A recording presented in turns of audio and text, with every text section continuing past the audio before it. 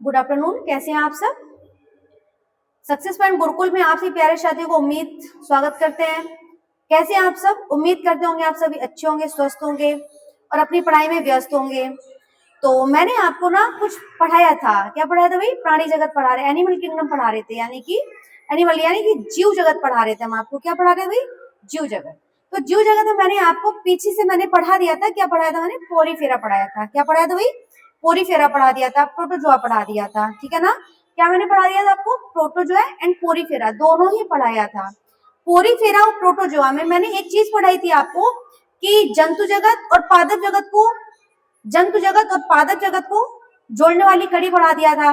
मैंने आपको प्लाज्मोडियम पढ़ाया था, यूग्लिना पढ़ाया था, अमीबा पढ़ाया था, प्लाज्मोडियम पढ़ाया था। तो उसमें पहले पूछते हैं हम आपसे कि जो प्लाज्मोडियम होता है तो मलेरिया किसके कारण होता है? बताएं भाई। तो मलेरिया जो होता है ना वो प्लाज्मोडियम बाई बैक्स के द्वारा होता है, ठीक है। ये एक परजीवी है, एक पैरासाइट है, ठीक है ना। क्या है ये? एक परजीवी है, यानी कि परजीवी मच्छर जब आपको इंजेक्ट करेगा तो आपको मलेरिया होगा। तो ये एक पैरासाइट है, क्या है ना, ये एक पैरासाइट है। तो इसी के द्वारा हमारा प्लाज्मोडियम बाइवैक्स के द्वारा मलेरिया होता है। क्या होता है? नहीं, मलेरिया होता है। लेकिन मलेरिया का भी एक मच्छर होता है। क्या होता है ना? एक मच्छर होता है। जो मच्छर होता है ना वो किसी इंसेक्ट यानी किसी प्राणी, मलेरिया प्राणी के ऊपर अगर वो बैठ गया तो उसने उसका ब्लड सक कर लिया। क्या कर लिया? उसने उसका ब्लड सक कर लिया। जब उसने उसका ब्लड सक कर लिया, पी लिया, उसके बाद वो इंजेक्ट हो गया, यानी मच्छर पूरा भर चुका है, ठीक है ना। वो किसी और बॉडी में बैठेगा, आगे क्या करेगा? वो किसी और अदर बॉडी में जब बैठेगा वो अपना डंक है ना वो चुभाएगा। जब वो आपको इंजेक्ट करेगा तो आप भी उससे क्या हो जाएंगे? इंजेक्टेड हो जाएंगे। जैसे आप उसके संपर्क में आके इंजेक्ट हो गए तो आप भी मलेरिया के सिम्टम्स में आ जाएंगे। यदि आपने उस मच्छर को मार दिया, उसका ब्लड क्या हुआ? आपकी बॉडी में संपर्क में आ गया, आपकी बॉडी के संपर्क में आ गया। तो एक मादा एनाफिलीज मच्छर होता है। क्या होता है ना भाई? एक मादा एनाफिलीज मच्छर होता है। मादा एनाफिलीज मच्छर के काटने से मलेरिया रोग होता है। और होता किसके द्वारा है? प्लाज्मोडियम बाइवैक्स के द्वारा होता है। मैंने एक आपको चीज बताई थी, क्या बताया था कि सीसी मक्खी के कारण कौन सा रोग होता है? जब सीसी मक्खी होती है, यही हाल सीसी मक्खी का भी है। सीसी मक्खी यानी ट्रिपोनोसोमा के काटने से, एक सीसी मक्खी का नाम है ट्रिपोनोसोमा। क्या है? ट्रिपेनोसोमा। जब वो मक्खी हमारे ऊपर बैठती है, यानी वो कहीं जाके बाहर इन घूम कर आई, ठीक है ना। मान लो वो किसी फास्ट फूड के कॉर्नर पे आके बैठ गई, तो फास्ट फूड कॉर्नर पे वो क्या करेगी? मानो उसने सारा चीजें देखी, बैठी। जब वो बैठ के गई, हमारी बॉडी से बैठ के गई, वो किसी बाहरी चीजों पे जाके बैठी, आके बाहरी चीजों से हमारी बॉडी पे आके बैठ गई। आके मैंने उसको क्या कर लिया? मैंने उसका, जैसे वो भोजन पे बैठ गई, मैंने भोजन को क्या कर लिया? ग्रहण कर लिया। वो भोजन मैंने खा लिया। जैसे ही मैंने वो भोजन खाया तो वो कैसा हो गया? वो इंजेक्ट फूड हो गया, बेकार खाना हो गया। मैंने उसको खा लिया। खाने से क्या हो गया? सीसी मक्खी का काटने से हम लोग बॉडी में क्या हो गया? अतिसार हो जाता है। क्या हो जाता है भाई? अतिसार हो जाता है। अतिसार को बोलते हैं ना डायरिया जैसा हो जाता है ना, जो डायरिया हो गया। उसके आगे का हम लोग आज क्या पढ़ेंगे भाई? उसके आगे का आज हम लोग पढ़ेंगे एक फाइलम है। क्या है ना भाई? फाइलम है। तो फाइलम आज हम आगे पढ़ेंगे सीलेंटेटा। क्या पढ़ेंगे भाई? सीलेंटेटा। सीलेंटेटा का उपनाम भी होता है, सीलेंटेटा का उपनाम हमारा निडेरिया होता है। क्या होता है भाई? निडेरिया होता है। तो निडेरिया के बारे में हम लोग पढ़ेंगे कि इनकी कैसी सिमेट्री होती है, इनका आकार कैसा होता है, साइज कैसा होता है, इनकी सिमेट्री कैसी होती है। तो जो सीलेंटेटा प्राणी होते हैं, जो सीलेंटेटा जगत के फाइलम के एनिमल होते हैं, उनकी बॉडी कैसी होती है? ये रेडियल सिमेट्री होती है, इनका आकार कैसा होता है। तो आपको आज हम आगे इसी के बारे में कंटिन्यू करेंगे कि सीलेंटेटा फाइलम है हमारा सीलेंटेटा। सीलेंटेटा का उपनाम हमारा निडेरिया। क्या है भाई? निडेरिया है। तो जब सीलेंटेटा का हम लोग उपनाम दे देंगे निडेरिया, तो इनका आकार कैसा होगा? तो सीलेंटेटा का आकार कैसा होगा? ये बेलनाकार आकृति के होते हैं। कैसे होते हैं? ये बेलनाकार होते हैं। इसमें दो प्रकार के होते हैं। कैसे होते हैं? इसमें आकार भी आपका दो प्रकार का होता है। जैसे कि बेलनाकार हो गया, एक अपना छाती जैसा हो गया, कहते हैं छत्र जैसा हो गया। जब छाती जैसा हम लोग का हो गया और एक हमारा बेलनाकार हो गया, तो जो बेलनाकार होते हैं और छत्र जैसे होते हैं, उन दोनों सिमेट्री को एक नाम दे दिया। एक को बोला पॉलिप, दूसरे को बोल देंगे मोडुशा। यानी कि जो आपका छत्र जैसा होता है उसको बोल देंगे मेडुशा, और जो आपका इसका होगा बेलनाकार होगा उसको बोलेंगे पॉलिप। क्या बोलेंगे? पॉलिप। इनकी सिमेट्री कैसी होती है? ये दिखने में कैसे होते हैं? तो इनकी सिमेट्री कैसी है? डिप्लोब्लास्टिक होते हैं। रेडियल सिमेट्री होती है, डिप्लोब्लास्टिक होते हैं। डिप्लोब्लास्टिक का मतलब होता है स्तर जो होते हैं ना इनके दो परतों में डिवाइड होते हैं। कैसे होते हैं? इनका जो स्तर होता है ना वो दो परतों में डिवाइड होता है। तो हम आपको इसके एग्जाम्पल भी बताएंगे कि इसके एग्जाम्पल हाइड्रा ही होते हैं। हाइड्रा की सिमेट्री कैसी होती है, उद्योगपति स्तर में बटे होते हैं, ठीक है। हाइड्रा में क्या होता है, हाइड्रा की खास बात ये होती है कि हाइड्रा में ब्लड नहीं होता है, यानी कि ब्लड अब्सेंट होता है इसमें, लेकिन फिर भी ये श्वसन करते हैं। क्या करते हैं, फिर भी ये श्वसन करते हैं। तो एक चीज और बताएं, जो सीलेंट्रेटा प्राणी होते हैं, जो सीलेंट्रेटा जगत के फाइलम के जो उसमें एनिमल आते हैं, सीलेंट्रेटा की खास आदत है कि उसमें हेड अब्सेंट होता है, यानी कि सिर नहीं होता है। किसमें, सीलेंट्रेटा के जगत के प्राणियों में सिर अब्सेंट होता है। इसमें क्या होता है भाई, इसकी सिमेट्री कैसी होती है, रेडियल सिमेट्रिक होती है, डिप्लोब्लास्टिक होते हैं। कैसे होते हैं, डिप्लोब्लास्टिक होते हैं, रेडियल सिमेट्री होती है। ये द्विस्तरीय होते हैं, यानी कि शरीर दो स्तर में बटा होता है, यानी जो शरीर है वो दो परत में बटा होगा, ये द्विस्तरीय होते हैं।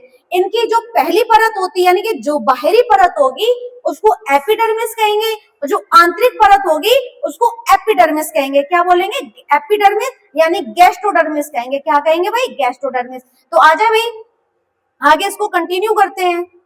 हमारा लेयर क्या है भाई, हमारा फाइलम क्या है,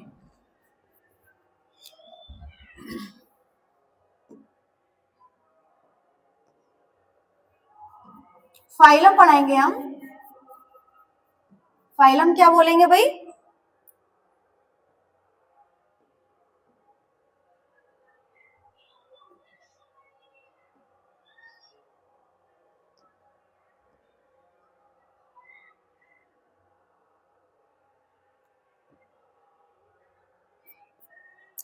फाइलम हमारा क्या भाई, फाइलम हमारा सीलेंट्रेटा। सीलेंट्रेटा, सीलेंट्रेटा का उपनाम भाई क्या, हमारा उपनाम इसका क्या बोलेंगे हम लोग, इसका उपनाम देंगे हमारा निडेरिया। क्या बोलेंगे, निडेरिया, ठीक है ना। तो निडेरिया होता है, जो सीलेंट्रेटा होता है, इसका आकार यानी कि साइज कैसा होता है, तो बेटा इसका साइज आपका कैसा होता है, इसका साइज को बोलेंगे आकार बेटा। तो आकार इसका कैसा होता है बेटा, इसका आकार आपका बेलनाकार होता है। कैसा होता है बेटा, इसका जो आकार होता है ना वो बेलनाकार होता है। ये रेडियल सिमेट्री के होते हैं। ये कैसे होते हैं, ये रेडियल होते हैं और डिप्लोब्लास्टिक होते हैं। रेडियल और डिप्लोब्लास्टिक होते हैं। कैसे होते हैं बेटा, ये रेडियल और डिप्लोब्लास्टिक होते हैं। कैसे होते हैं, रेडियल और डिप्लोब्लास्टिक होते हैं। इनके ये द्विस्तरीय होते हैं। ये कैसे होते हैं, ये द्विस्तरीय होते हैं। द्विस्तरीय होते हैं, इसका कहने का मतलब सिर्फ इतना नहीं कि इनकी जो इनका शरीर है जो ना, इनका शरीर दो परतों में बटा होता है। कितनी परतों में बटा होता है बेटा, दो परतों में बटा होता है। ओके, बटा होता है। इसमें क्या होता है ना, इसकी एक खास आदत ये है कि इसके जो इसमें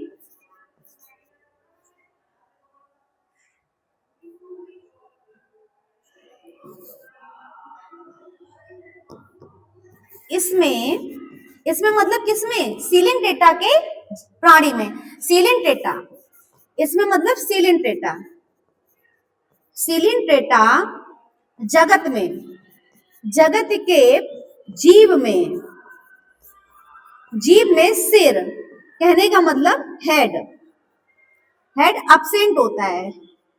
यानी कि मतलब मेरा सिर्फ इतना है एब्सेंट, मतलब इसमें सिर नहीं होता है, इसमें सिर नहीं होता है। कहने का मतलब है कि सीलेंट्रेटा जगत के प्राणियों में, जीवों में ये कैसे होते हैं, इसमें सिर नहीं पाया जाता है। क्या नहीं होता है, सिर नहीं पाया जाता है। इनके जो इनकी परत होती है, जो परत है क्या है ना, इसकी जो परत है, एक तो ऊपरी परत हो गई, एक ये आपकी अंदर की परत, ये आपकी बाहरी परत। तो बाहरी परत जो होती है ना, बाहरी परत हो उसको क्या बोलेंगे, उसको बोलेंगे एपिडर्मिस। क्या बोलेंगे बेटा, एपिडर्मिस। क्या बोलेंगे बेटा, एपिडर्मिस। अंदर की परत को क्या बोलेंगे, अंदर की परत को क्या बोलेंगे बेटा, तो इसकी परत जो है ना, एक ऊपरी यानी कि बाहरी परत, उसको बोलेंगे एपिडर्मिस। जो अंदर की परत होगी उसको बोलेंगे गैस्ट्रोडर्मिस। क्या बोलेंगे बेटा, गैस्ट्रोडर्मिस, गैस्ट्रोडर्मिस। इतनी बेटा बात क्लियर हुई। जो ऊपरी यानी कि बाहरी परत होगी, जो बाहरी लेयर होगी उसको एपिडर्मिस बेटा बोलेंगे, जो अंदर की परत होगी उसको गैस्ट्रोडर्मिस बोलेंगे। क्या बोलेंगे, गैस्ट्रोडर्मिस। इनके बीच में एक जेली जैसा एक पदार्थ पाया जाता है। जो हाइड्रा होंगे ना, जो भी यानी कि सिलेंटेटा जगत के प्राणी जीव होंगे ना, उनके बीच में एक जेली जैसा पदार्थ पाया जाता है। क्या पाया जाता है? इनके बीच में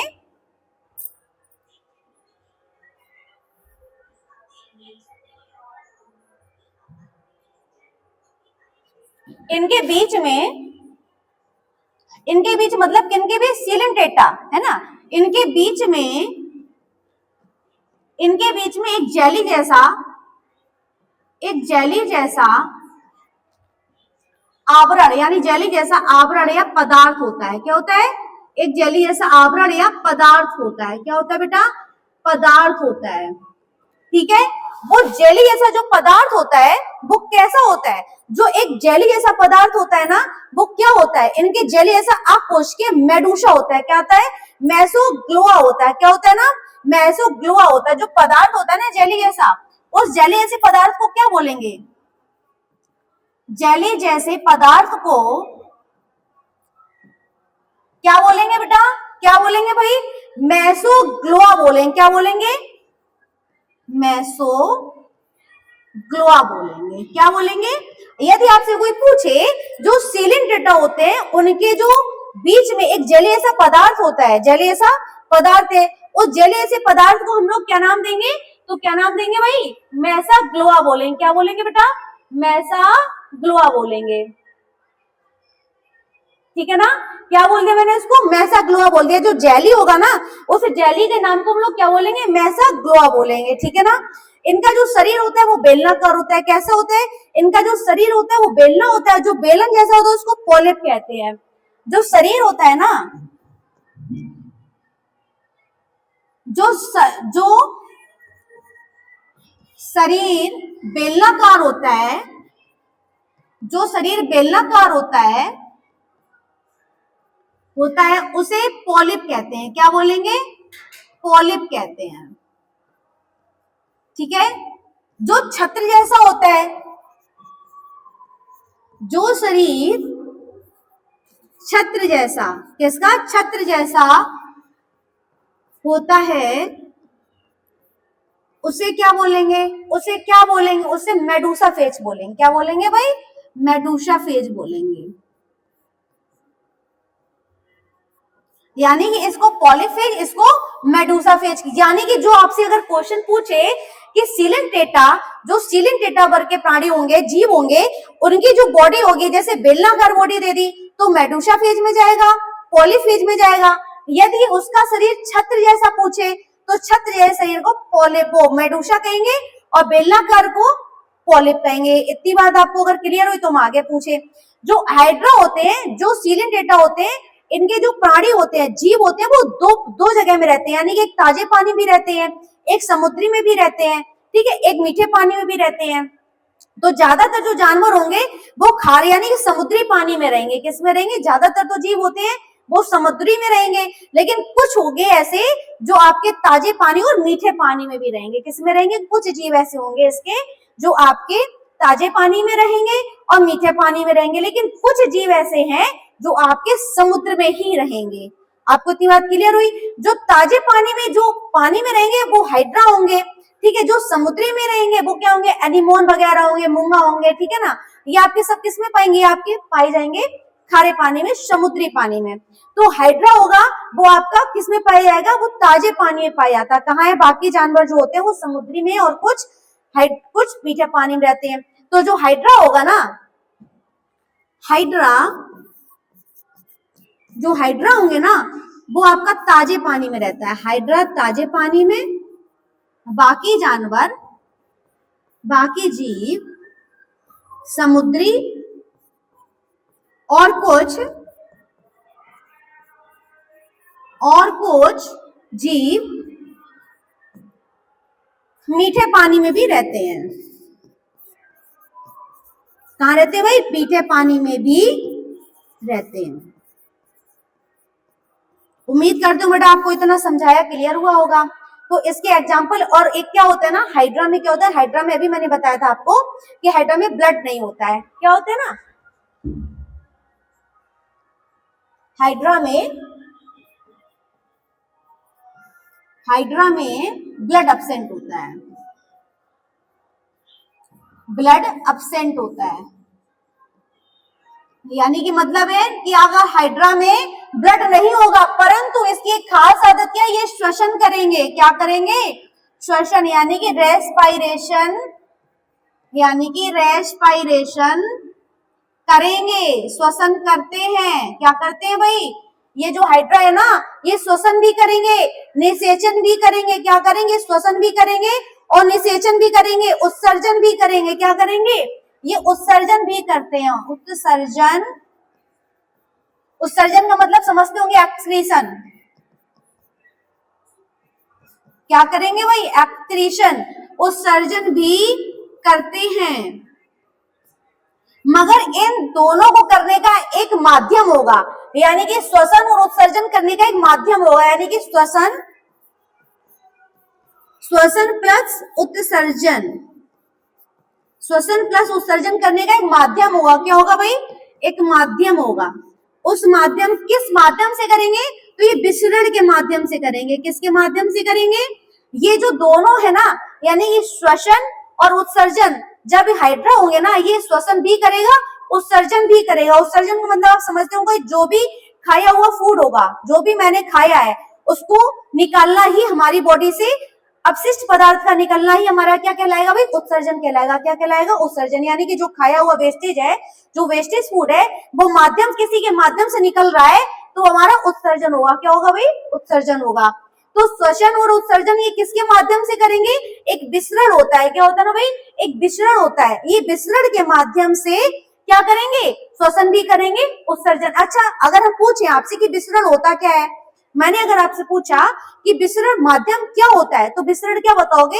यानी कार्बन डाइऑक्साइड को लेना और ऑक्सीजन, यानी ऑक्सीजन को लेना और कार्बन डाइऑक्साइड को बाहर निकालना, ये क्रिया हमारी विसरण होती है। क्या होती है ना? ये क्रिया ही विसरण कहलाती है।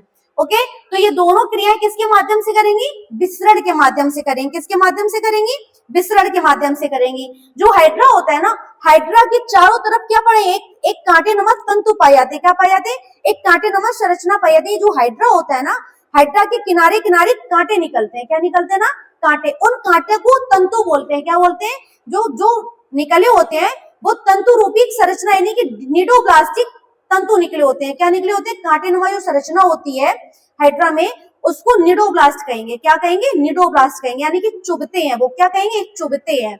हमने अगर हाइड्रा को प्रेस किया, मैंने यदि मान लो हाइड्रा को पकड़ लिया, तो पकड़ने का मतलब मेरे हाथों में क्या हो जाएगा? हाथों में चुभेंगे। हाइड्रा को हम पुश नहीं कर सकते, हाइड्रा को हम दबा नहीं सकते, हाइड्रा को पकड़ नहीं सकते। यदि मैंने हाइड्रा को पकड़ा, तो पकड़ने का मतलब मेरे हाथ में क्या हो जाए? इंजेक्ट हो जाएंगे। इंजेक्ट यानी कि चुभ जाएंगे। तो जो चुभते हैं ना, जो चुभते हैं, उन्हीं चुभने की प्रक्रिया को निडोब्लास्ट बोलेंगे। क्या बोलेंगे भाई? निडोब्लास्ट बोलेंगे। Can you understand? तो क्या बोलेंगे? हाइड्रा में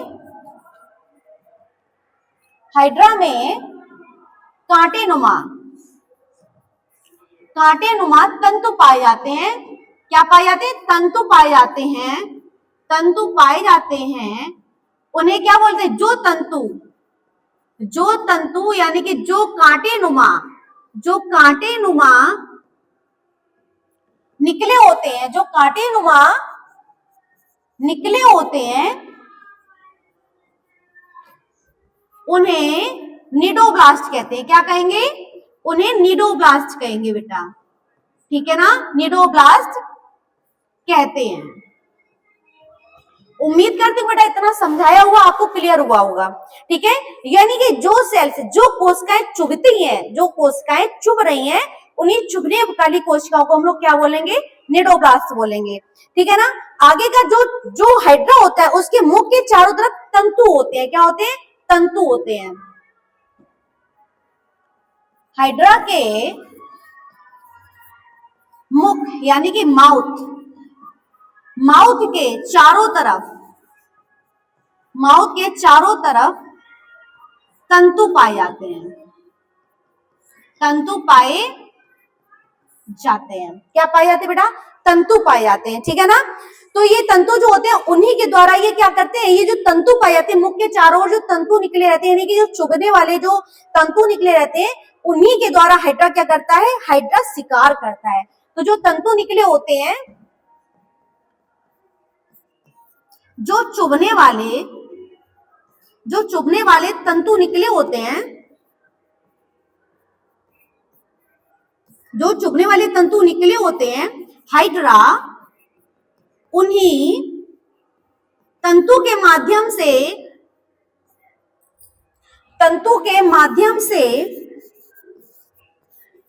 से अपना शिकार पकड़ता है। क्या पकड़ता है बेटा, शिकार पकड़ता है। यानी कि यदि हाइड्रा में वो तंतु नहीं होंगे तो हाइड्रा कभी अपना शिकार नहीं कर पाएगा। क्या नहीं कर पाएगा, शिकार नहीं कर पाएगा, ठीक है ना। तो जो तंतु निकले होते हैं ना, ये जो पकड़ते हैं, जो कैच करते हैं ना शिकार को, उनमें जो शिकार को पकड़ते हैं उन्होंने अपने कांटे को प्रेस कर देने, विष ना जो तंतु में विष पाया जाता है, स्नेक है, स्नेक के टीथ में क्या होगा भाई, विष होगा। ऐसे जो हाइड्रा है ना, हाइड्रा के जो चारों तरफ निकले होते हैं ना, मुख के चारों, उनमें विष होता है। जैसे ही वो शिकार आया उसने अपना विष छोड़ दिया। क्या छोड़ दिया, जैसे ही उसके सामने शिकार आया, हाइड्रा सामने, उस तंतु के माध्यम से उसने अपना विष उसी शिकार में छोड़ दिया। किसके माध्यम से छोड़ा, तंतु के माध्यम से छोड़ा। किसके माध्यम से, तंतु के माध्यम से। यानी कि जो शिकार पकड़ा उसने, जो शिकार उसने पकड़ा, उन्हीं तंतु के माध्यम से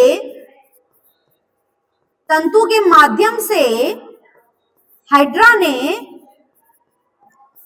ने शिकार में जो शिकार आया उसने जैसे ही पकड़ा तो उसने क्या कर दिया, अपना विष छोड़ दिया। क्या छोड़ दिया, विष छोड़ दिया। क्या कर दिया बेटा, उसने अपना विष उसी में छोड़ दिया। जैसे उसने विष छोड़ा, शिकार उसके हाथों में आ गया।